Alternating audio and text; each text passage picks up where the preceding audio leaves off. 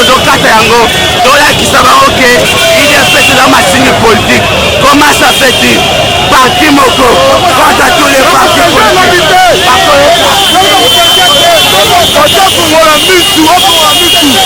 Mariage esimate peuple azosouffrir na mariage oyo soki esako encore divisité peuple congolais mariage epanzana tokanga mata excese peuple oyo nsima na ye bakosutone ye mariage epanzana lobi bakosege te lobi toza wana bakosege te soko bukuta okufa lobi bakosege te toza bango wana lobi totanisi bakota bakosege lobi balasi poste na bango toza osoko fasi toza nango totala lobi te bakosege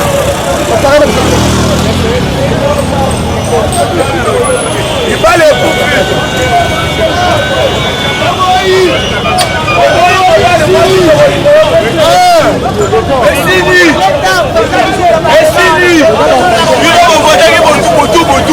mais la minute de la province babadi ya kosakaje awa biso mpe totekali bino assemblée toki bino koza mibali leta basi ya makasi yango wana kosala mosala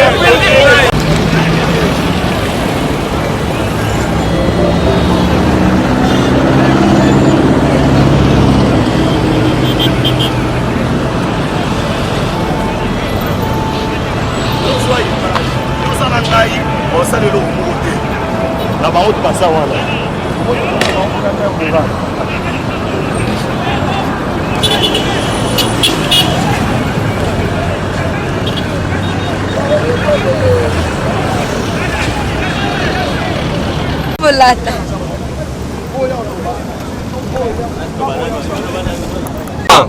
IDPS viva! Viva! IDPS viva! Viva! Viva! Viva! Tshisekedi, héros national, père de la démocratie, à la République démocratique du Congo, Félix Tshisekedi, chef de l'État, Béton Bikourou. FCC Royali! olukaki makambo okosilisa yango nde c'est ça le moment oyo tozelaki c'est ça qu'il plaît qu'il neige à partir d'aujourd'hui la coalition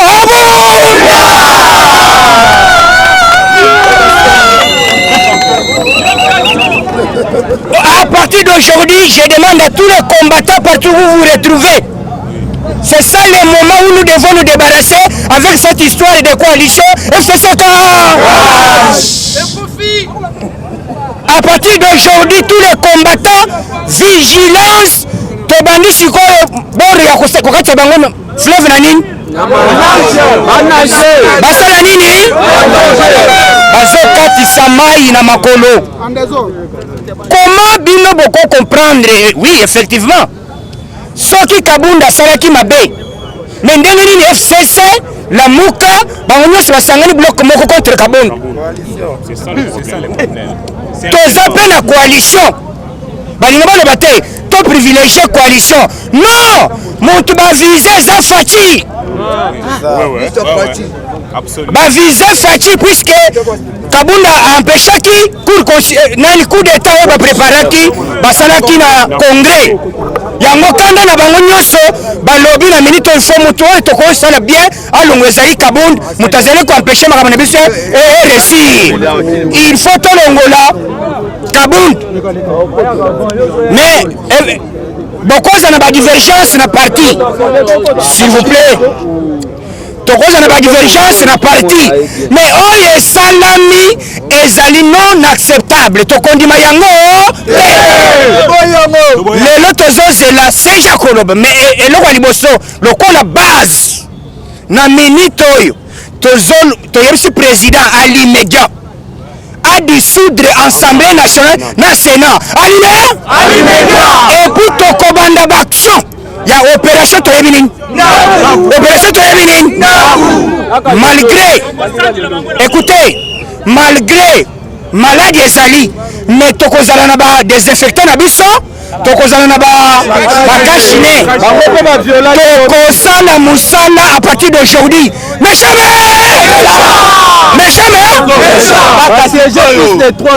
kaka sikoyo tozala moke tozala moke lokola oyo basali batuni UDPS nde ezalaka ndenge nini oyo basali c'est la haute trahison balakisi déjà ke biso na bango tokokende liboso te balingi baempêche Faci na pouvoir na ye à travers Kabund bino bolobi tozala bino na coalition bino bato bovotaki Kabund na coalition ntango bolongoli Kabund cela veut dire coalition abu Exactement. na minute oyo toyebisi bino combattant nyonso bato ya FCC badéclenché guerre contre UDPS contre Faci chef de l'État et à partir d'aujourd'hui biso tozosala lumbe mwetamwe mokolo nyonso bango bakosiege na assemblée biso na bango nzoto na nini natuni bino nzoto na lokola bavote na butu babangaki biso me tozoyebisa bango boye lokola balongoli Kabund bango basiege te mokolo bango bazosiege biso na bango tokosiege ande biso tozwa Kadena Gaillard le combattant à partir d'aujourd'hui tosomba Kadena avant que chef de l'État a intervenir biso babase tokosomba Kadena tokanga assemblée na tokosala mutu merci beaucoup merci merci bandeko bauti kolanda yo kaso ndenge Mamisson TV tokoyi po éclaircir par rapport ya kolongola président na bango Jean-Marc Kabund UDPS yango Martin invité s'afficher sur la likambo tokoyi toujours UDPS autour de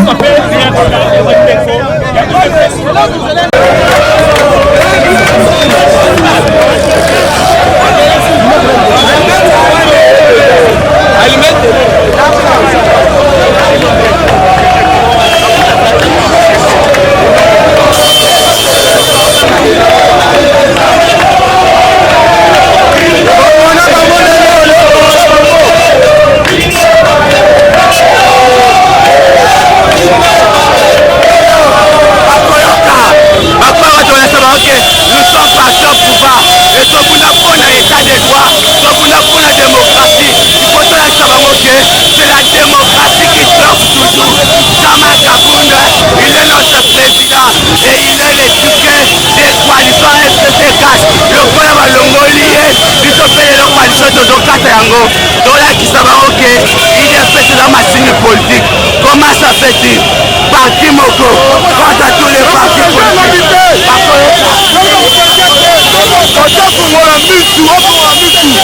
mariage oyo esimba te po balosouffrir na mariage oyo soki esako accord divisité peuple congolais mariage epanzana tokanga bato ya FCC pe bango nsima na ye bakosutone ye mariage epanzana lobi bakosege te lobi toza wana bakosege te soko buku tokufa lobi bakosege te toza bango na lobi totasi bakota basege lobi balase poste na bango toza osoko poste toza nango totala lobi te bakosege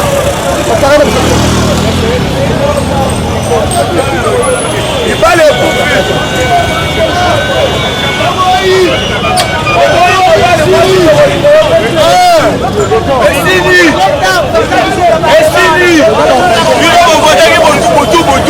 mais la minute dans la province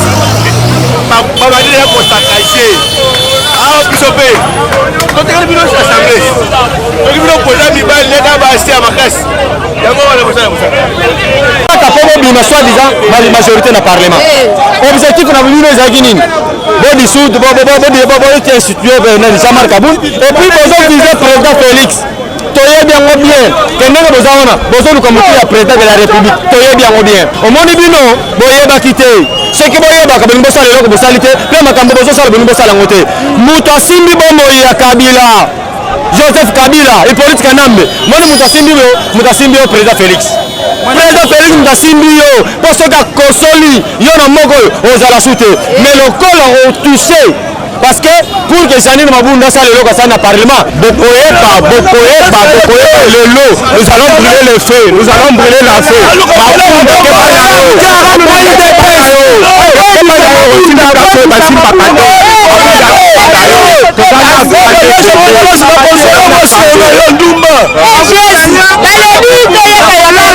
Mabunda nanga asanga na kolala ye na lokola lukira nayi de peso oyeba ye lokola lowoli Jean-Marc alobi kana akosilisa ngo mabunda afela leo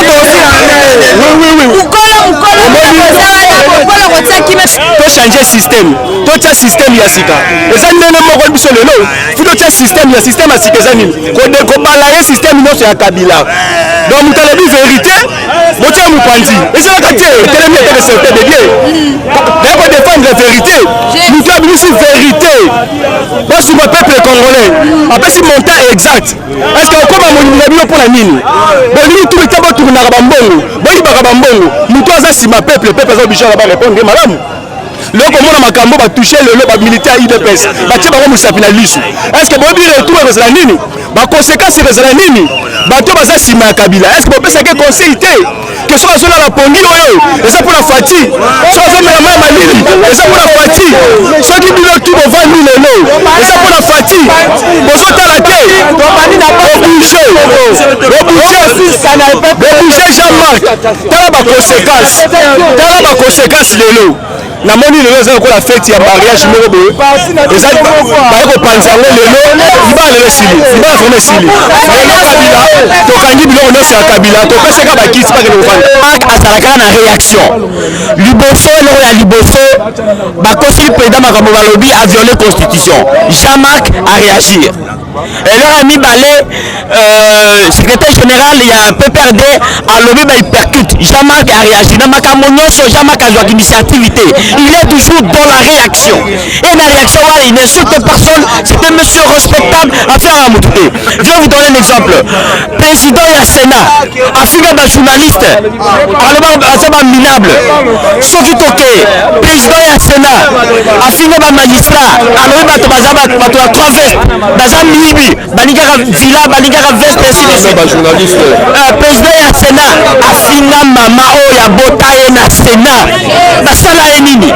siko Jean-Marc alobi kaka bosolo alobi 7 millions de dollars mpo na congrès eza ebele balobi Jean-Marc asali opordre na assemblée nationale mais ye moto ya assemblée ye moto ya Sénat oyo afinga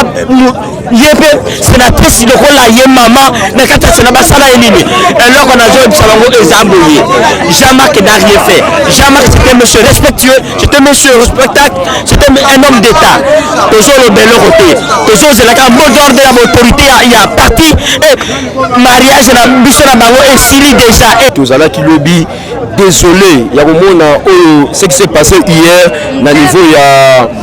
Assemblée nationale oyo tozobenga eza bongo oyo nayebi te madame oyo azala présidente ya Assemblée nationale soki vraiment aza juriste ya wapi parce que azo maîtriser pena ba texte bien te aza na règlement intérieur ya bango ya Assemblée nationale azo maîtriser yango te puis constitution ya mboka azo maîtriser te oyo elekaki lobi eza tokobenga ngo msuite purement coup d'état constitutionnel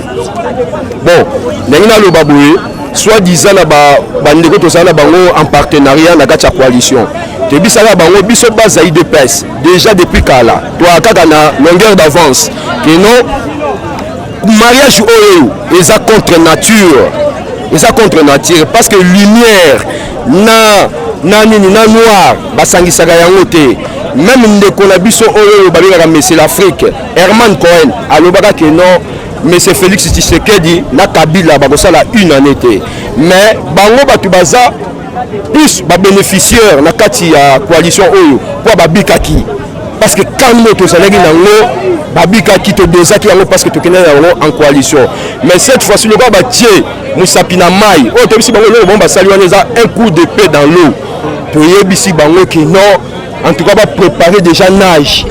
nayebi te soki frontière ya Brazzaville eza déjà ouvert parce que bakano rapide nayebi te soki ezosala déjà ba navigation parce que ndenge eza boye bato oyo tozosala biso toza parti moko bien structuré organisé puis to respecter ba texte UDPS pyramide renversée tozosala ba autorité ba se réunir donc ba biso que ba opesa son message la 48 heures tozosala 48 heures ba mona réaction na biso et puis réaction na biso eza réaction moko bayebi de pes malamu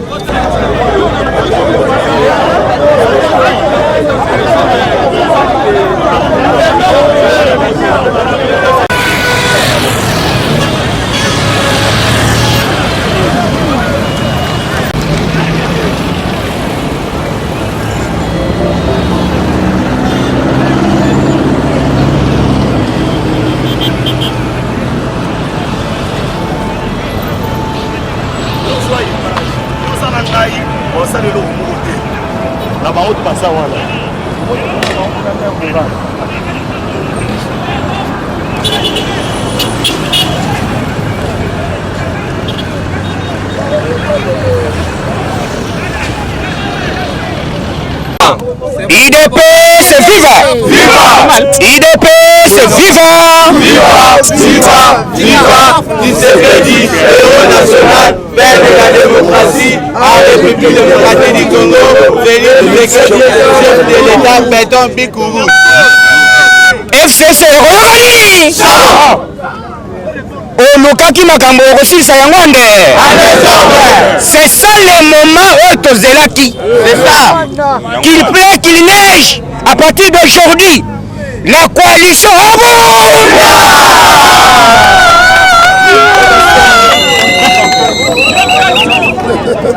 à partir d'aujourd'hui je demande à tous les combattants partout où vous vous retrouvez.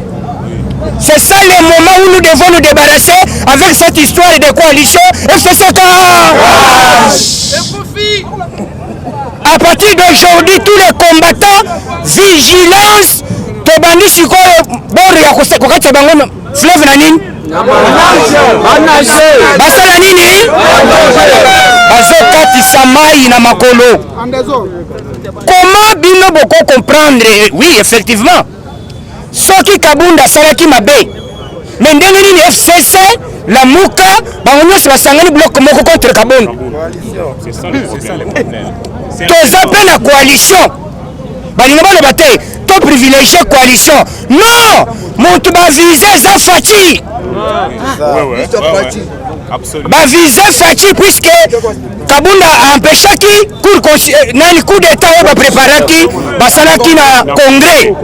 yango kanda na bango nyonso balobi na minute il faut moto oyo tokosala bien alongo ezali Kabunda moto azali koempêche makambo na biso réussir il faut tolongola Kabunda mais bokoza na badivergence na parti s'il vous plaît tokoza na badivergence na parti mais oyo esalami ezali non acceptable tokondima yango lelo tozozela seja koloba mais eloko ya liboso lokola base na minute oyo toyebisi président à l'immédiat à dissoudre Assemblée nationale na Sénat à l'immédiat et puis tokobanda baction ya opération toyebi nini opération toyebi nini malgré écoutez malgré maladie ezali mais tokozala na ba désinfectant na biso tokozala na bakashine tokosala mosala à partir d'aujourd'hui mais jamais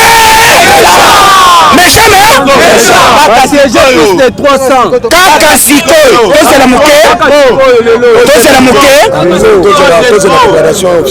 tozela moke lokola oyo basali batuni depesi nde ezalaka ndenge nini oyo basali c'est la haute trahison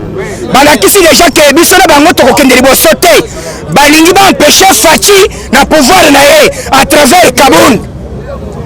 bino bolobi toza na bino na coalition bino bato bavotaki Kabunda na coalition ntango bolongoli Kabunda cela veut dire coalition abu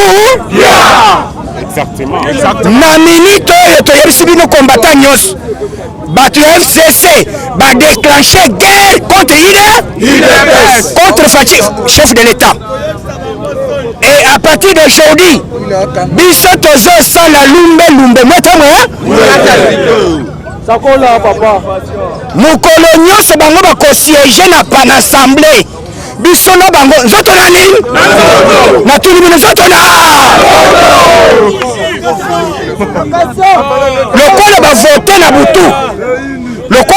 na butu babangaki biso mais tozoyebisa bango boye lokola balongoli Kabunda bango basiege te mokolo bango bazosiege biso na bango tokosiege ande biso tozwa Kadena Gaillard le combattant à partir d'aujourd'hui tosomba Kadena avant que chef de l'État a intervenir biso babase tokosomba Kadena tokanga assemblée na tokosala mutu merci beaucoup merci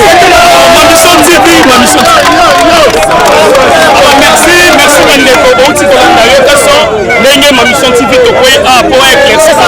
par rapport à président Jean-Marc Kaboun IDPS yango Martin invité sa fusée sur la Likambo to point toujours en IDPS on doit faire